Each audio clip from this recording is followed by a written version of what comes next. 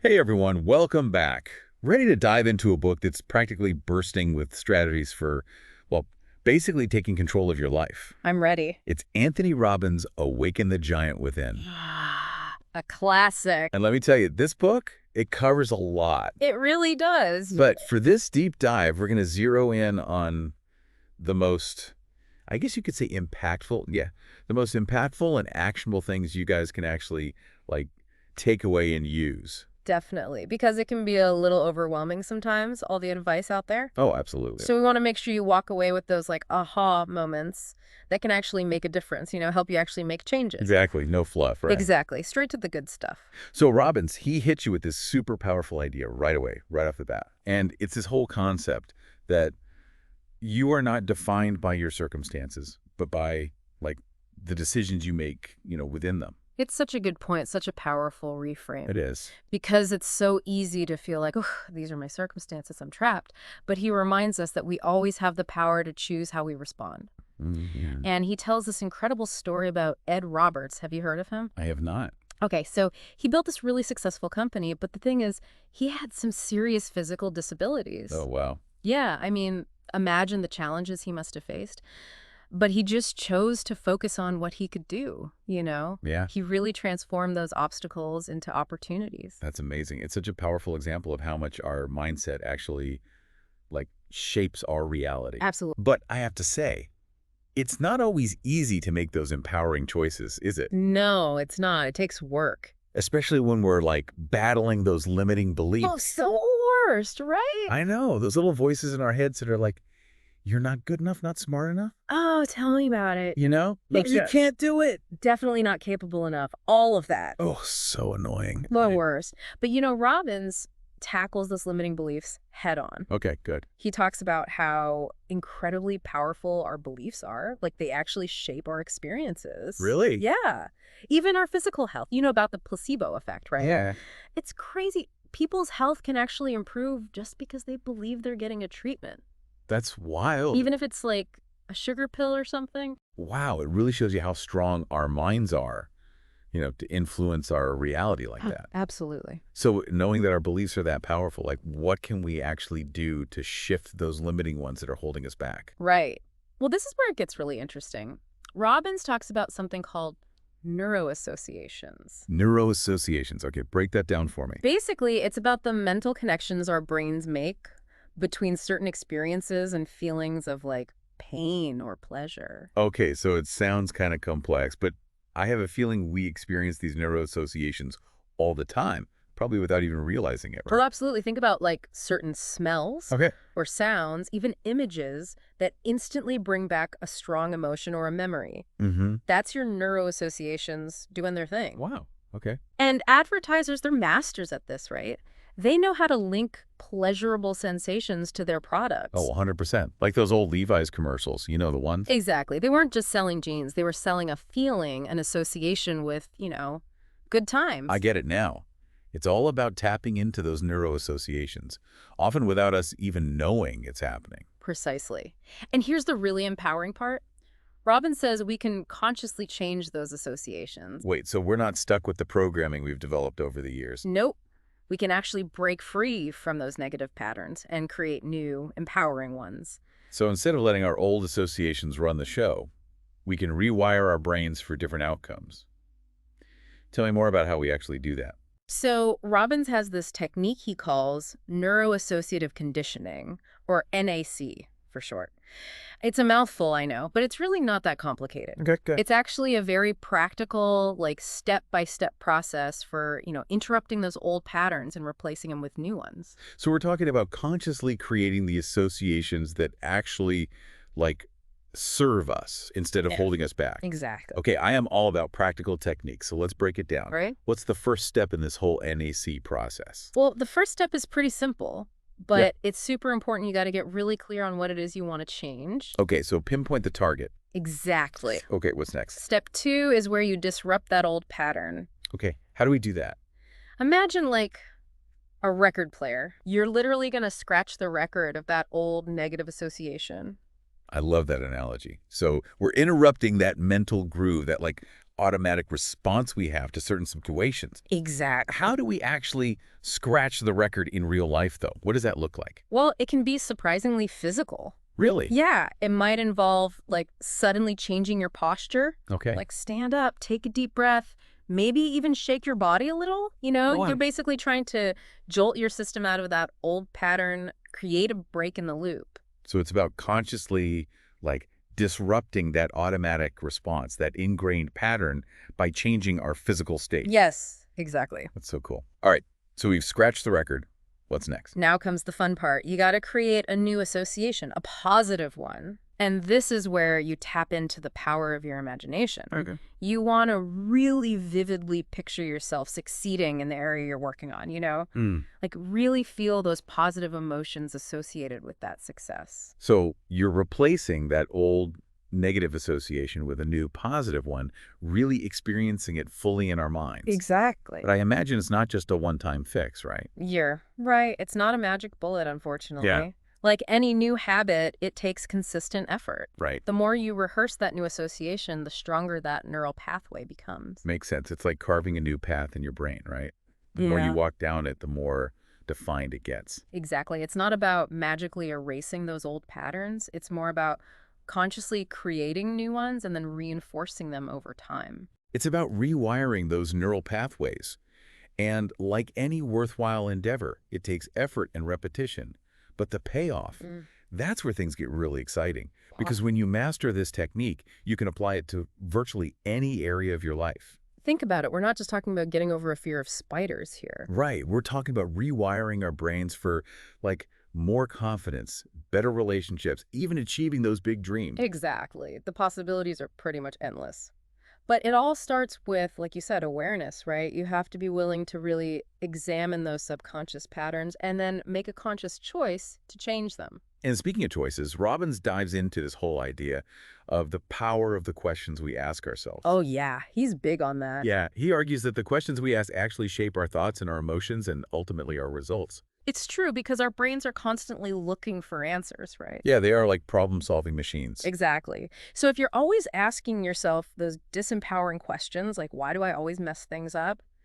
Your brain will find an answer, even if it's not a helpful one. It's like we're accidentally reinforcing those negative thought patterns with every question. Exactly. So how do we break free from that? What kind of questions should we be asking instead? Robbins talks about shifting our focus from problems to solutions, limitations to possibilities. Okay, I like that. Instead of why am I so stuck, try asking, what's one small step I can take today to move forward? It's like reframing the problem into an opportunity for growth. Exactly. Instead of dwelling on what's wrong, we focus on what we can control, what actions we can take.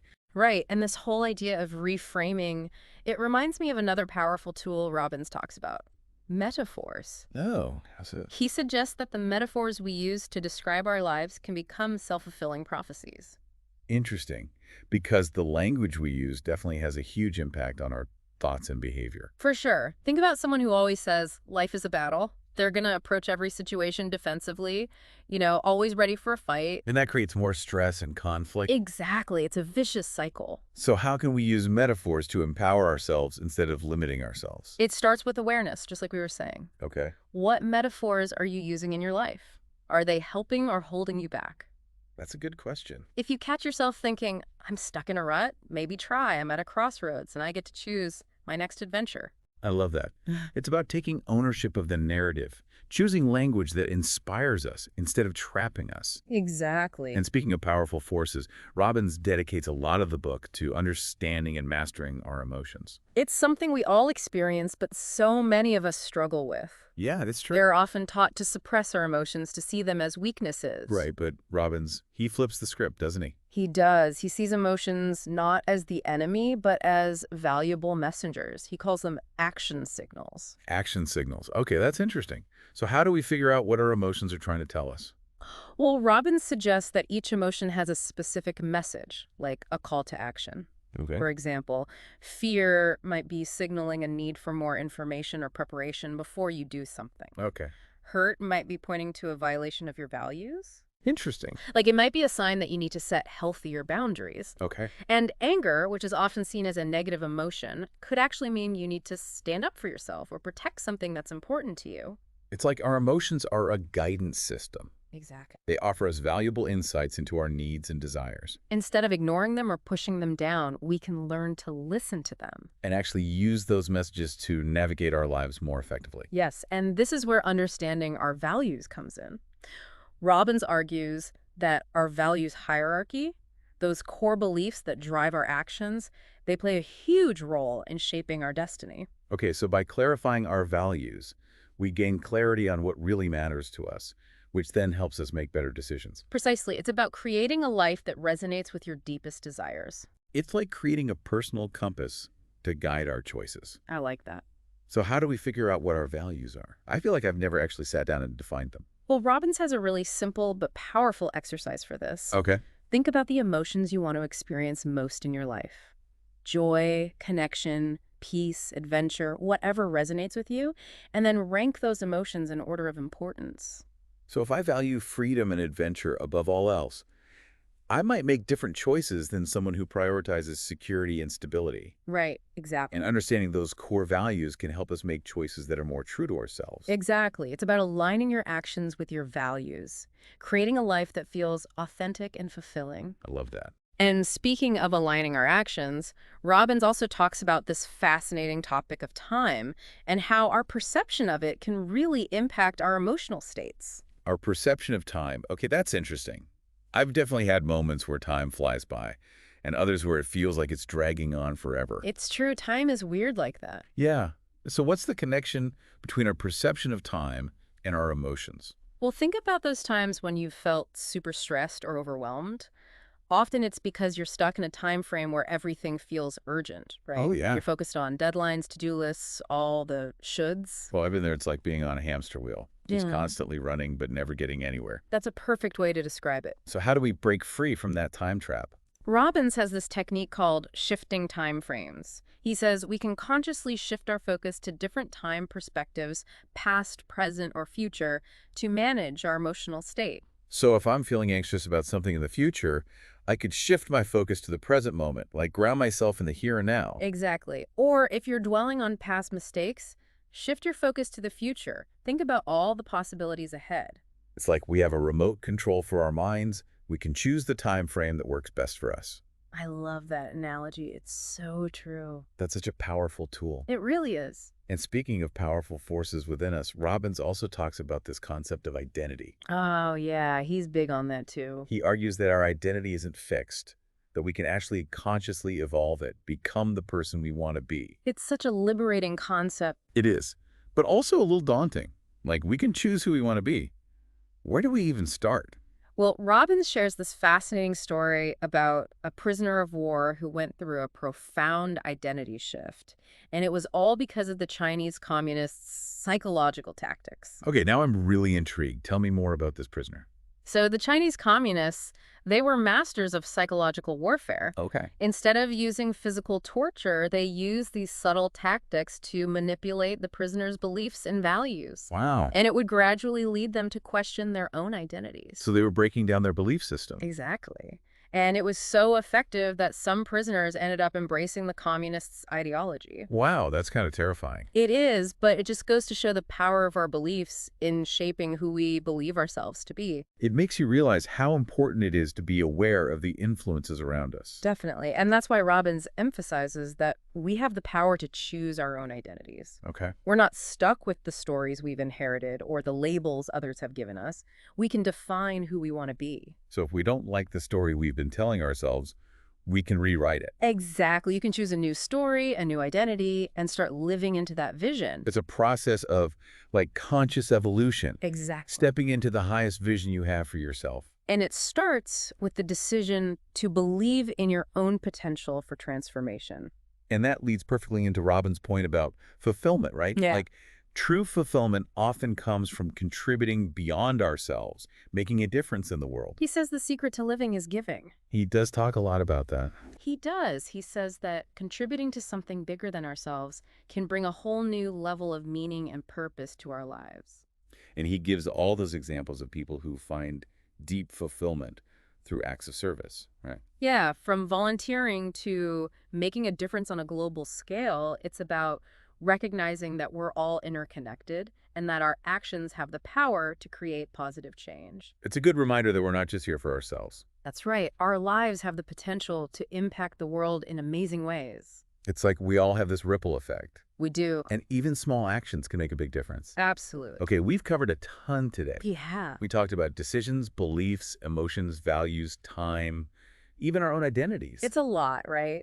It is. But what I find so inspiring about Awaken the Giant Within is that it's not just some vague self-help book, you know? It's true. It's not just fluffy stuff. It gives you actual tools and techniques. It's very practical. Yeah, to actually use these principles in your life. And that's what makes it so powerful. Absolutely. It's not about just feeling good for a minute. It's about making real, lasting changes. It's about taking action. Yeah, stepping into your power, creating a life you really want. Exactly. So for everyone listening, feeling inspired to, awaken their own giant within, I love it. where do we even begin? What's like the key takeaway? It all starts with a decision, Oh, a yeah. decision to take control of your life. It's about saying, hey, I'm not just along for the ride. Exactly. I'm the driver. This is my life. You are not a product of your circumstances. You are a product of your decisions. And those decisions, they're driven by our beliefs, our values, Yeah. the questions we ask ourselves. All of it. So if you're ready for some serious change, it's time to really look at those beliefs, those values, those questions. Yeah. Are they helping you or holding you back? Big questions. And don't be afraid to experiment with those tools we talked about, Yeah. Play around with shifting your time frames. Try rewriting your story. Okay. Discover the joy of giving back. All of that. It's about embracing that growth mindset, believing in yourself. Absolutely. You are capable of so much more than you think. You really are. And remember, transformation, it's not about reaching some finish line. No, it's a journey. It's ongoing. It's about constantly exploring and growing. And those small changes you make every day, those can lead to huge results down the line. I love that. And you know what? As you're on this journey, remember, you are not alone. We're all in this together. We're all cheering each other on, supporting each other's growth, Absolutely. We're all on this journey together. Keep exploring, keep learning, and most importantly, What's that? keep believing in yourself. Yes. Because honestly, the world needs what you bring to the table. That's right. It needs your unique gifts and talents. It needs you. The world needs your giant to awaken. So go out there and make it happen. And hey, if you need a reminder of your own strength, you know where to find us. We'll be here. We'll be back next time, same place, to dive into another fascinating topic. Can't wait. Until then, keep asking those big questions. Keep challenging yourselves, keep growing, and keep living those extraordinary lives. Yes, absolutely. We'll see you next time.